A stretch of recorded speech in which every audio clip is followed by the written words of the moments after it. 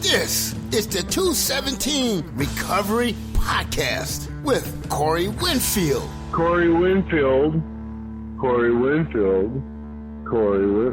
You have a rich person's name. Like, you should be a billionaire with the name Winfield. Anyway, call me back, bro. 12th of November, 2020. This is the 217 Recovery Podcast. My name is Corey Winfield. Joining me in the studio once again, the lovely, for 30 more days, Marney listening. Hi. I mean, you're still going to be you, but just... Right. We talked about that last episode. Uh-huh. The names. I was thinking of other names that were horrible, but we're not going to mention those. Right. Because we've already done that, you know. I had my opportunity, and I had squandered it. No, I got something interesting today. Yes. By interesting, I mean my wedding ring. Right. So can I wear this now and up until the wedding on the 12th of December? You know, I don't know what the rules are anymore. Just wear it around the house. Is that what you want to do? You're like, no, you wear it outside the house. Right. Yeah, I don't know what the socially accepting rules are. Yeah. Let's pretend. Yeah. I mean, does it really make a difference? I mean, it's us, right? I mean, what do we... I don't want to think wear it. you I'll ever wear the really... damn thing, you know? Right. Yeah, I'm going to wear it. I mean, I have my name tattooed on your arm, so... I mean, I don't know why you're worried about a piece of jewelry. That's true. But, like, if... Well, it's just at the wedding. Are you supposed to hand me a ring? I'm supposed to hand you a ring? Or is this... Where have you... Yeah, did you... That's pretty standard. Oh, so you're supposed to give me this at the wedding? No, I mean, yeah, I guess. I mean, I can take it back and give it back to you. Well, what are you going to do with your ring? I get another ring. Oh, I mean, yeah, but I get that ring since I paid for it, right? You mean go get it, pick it up, you mean? Yeah, and then I can just keep it in my pocket? Yeah. Okay, so now I feel like I have to give this back to you. No, you don't have to give it back. Well, at some point. Well, we're making new rules. I don't know. I'm not. How do you want to do it? I want you to wear it.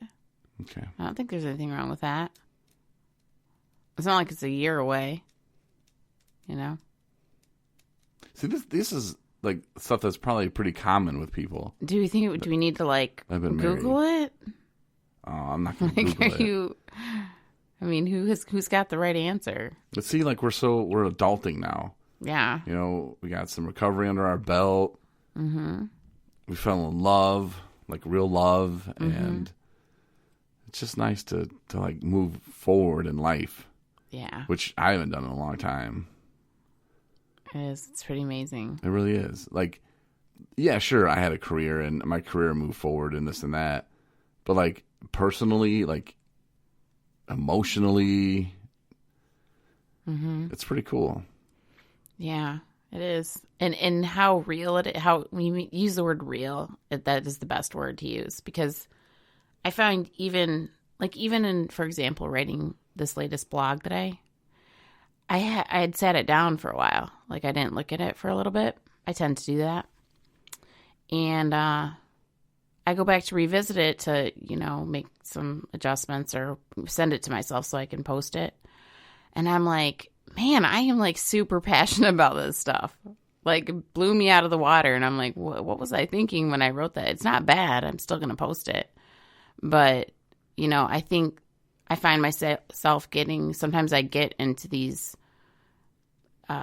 moods, I guess you want to call it, or, you know, spots in depending on what's going on around me or, you know, how I'm feeling that day or, you know, who knows, people I talk to or haven't talked to, but, you know, bring up a lot of strong feelings about myself, my recovery, the disease in general, how I handled it, how I handle it currently.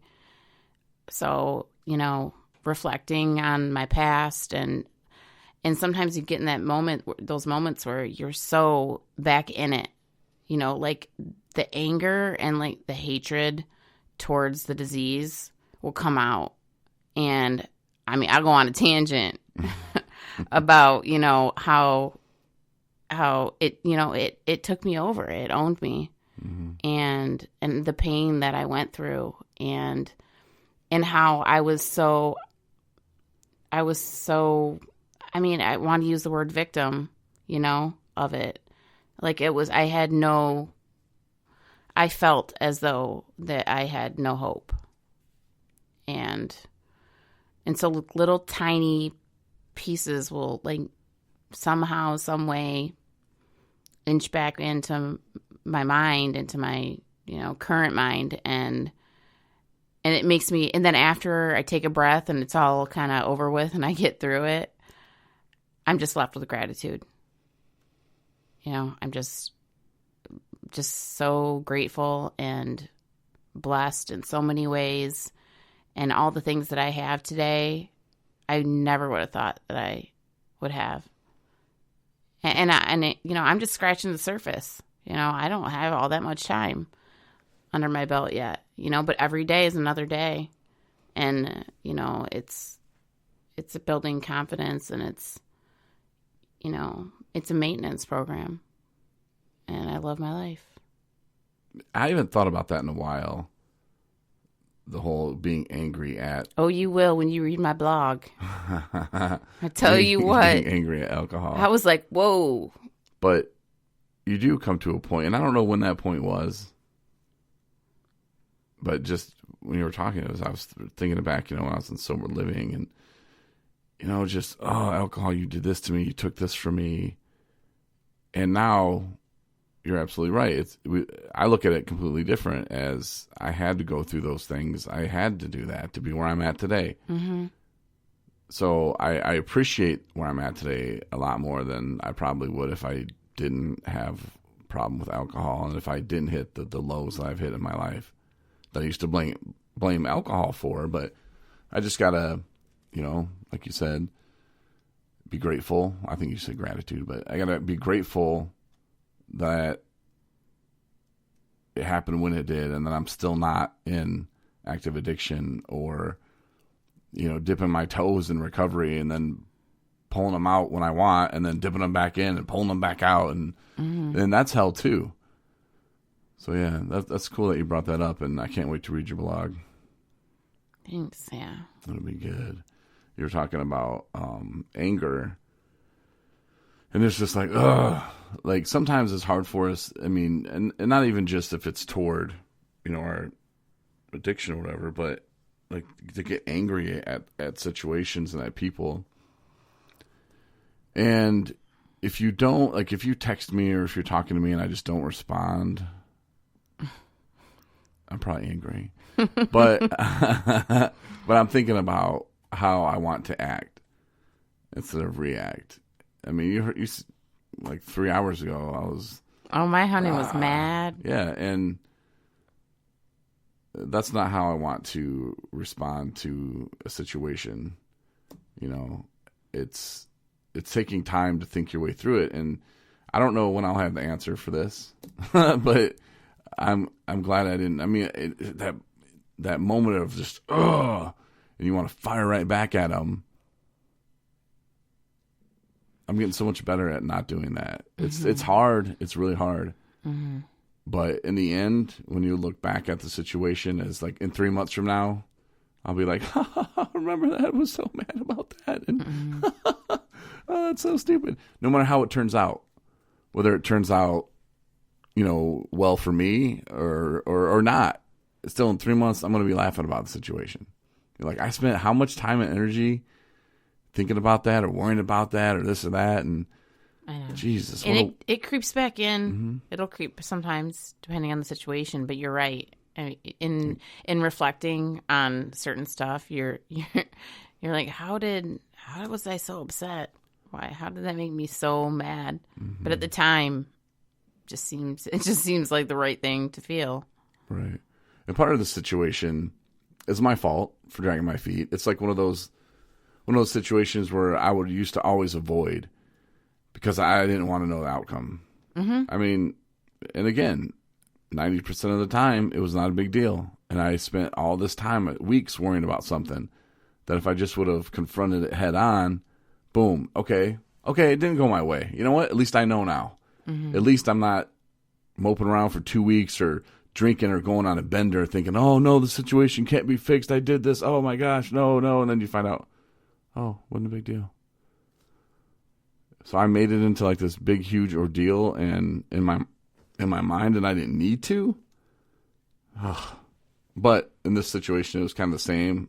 I could blame, well, I was kind of busy with recovery coach training, or I was busy with this. But at the end of the day, if I really wanted to know what I needed to get to send, I could have done that a long time ago.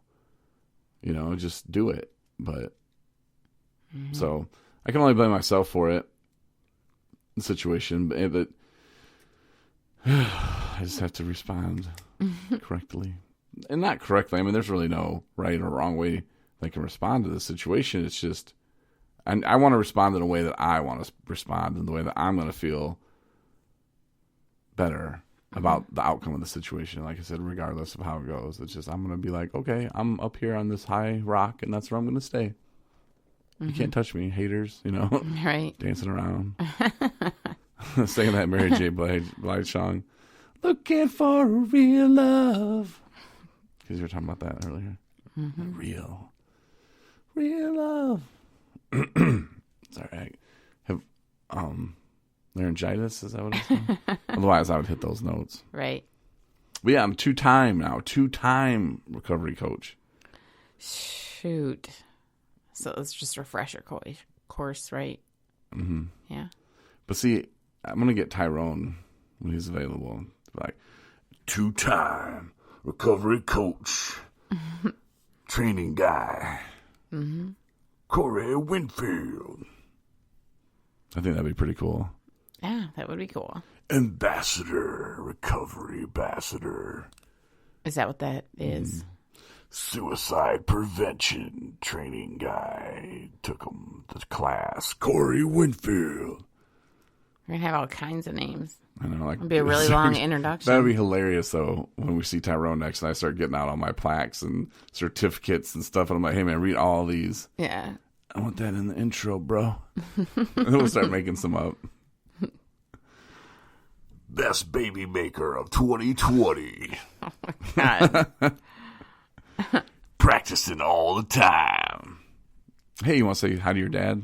Is he listening still to the podcast? I got a really good message from my dad today, actually, on that note. Yeah.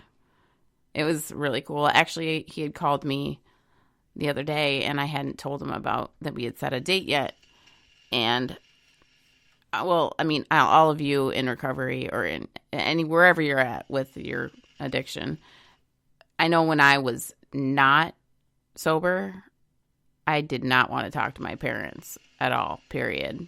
If I ever wanted to talk to them, I wanted it to be like I was in good shape, which was very rare, few and far between. And so him calling me and leaving me a message, I just happened to be working, so I didn't get it.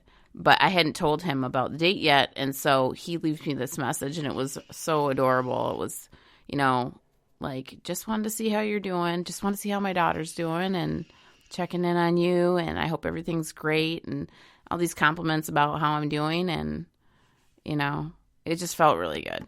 Just every once in a while, out of the blue moon, you get reminded by sometimes somebody you love who is family, sometimes just anybody, but that, you're on the right track. That feels awesome. So, yeah, hi, Dad. Hey, I'm not even going to hit the button with sexual relationships. I'm not going to do that. See, I'm changing. I think he doesn't face him anymore, so. Oh, I'm grown up. So I wrote down some things that I want to talk about. Now they just don't. Oh, the ring. Yeah, so the ring. I got the ring. Mm-hmm. Looks beautiful, and we're going to figure out. I'll just wear it because that's what I want to do. So yeah, I'll give it back to you for the wedding. Okay. And if I really want to marry you, then I'll show up for it. Okay, that's good. All right. Wouldn't that suck if I left you at the altar? No, it's like if you left me at the altar, hanging out at because you'd be with my parents. Yeah, hanging out with your parents. Like, okay, I don't know. Like, where is she? Thought she said she wanted to do this today, but right. Well, I gotta go set my fantasy football lineup. See you guys later. Which I don't think that's gonna happen though. But now, though,